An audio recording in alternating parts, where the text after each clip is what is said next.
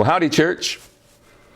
Pastor Nate here, just popping in. I wanted to address a question that we've been getting a little bit here lately, and one that we've gotten really off and on throughout the years. And the question is this: are we living in the end times? Is this the end? You know, the Bible clearly instructs us to be vigilant, to keep an eye out for the signs, the birth pangs, the warning signs of his return. But Jesus himself repeatedly said that no one knows or can know the day or the hour of his return. He tells us that in Matthew 24:36 and Mark 13:32.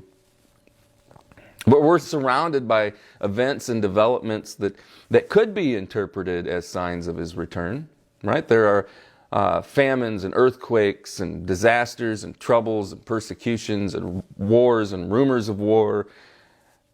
But has there ever been a period in history where that's not been the case? Imagine what Christians thought living under the rule of Caligula or Nero. Imagine what Christians must have thought in the 1300s during the Black Death.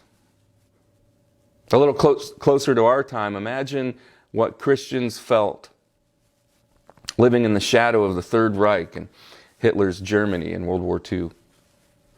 You don't need to know a lot about history to know that it's full of messy stuff. But let's assume just for a moment that these are the end times. What does that mean? How do we respond to that? Well, Peter gives us a pretty straightforward answer to this in one of his letters. In 2 Peter chapter 3, he talks about a time when the heavens will pass away with great noise, and the elements will melt, and with fervent heat, and the earth and all her works will be burned up. And it's very grave imagery. But what he says about how we respond to that is what is key. Because he doesn't say, so run for the hills, build a compound, and make sure you have as much toilet paper as possible. No, he says, since all these things will be dissolved, what manner of person ought you to be in holy conduct and godliness, looking for and hastening the coming of the day of our Lord?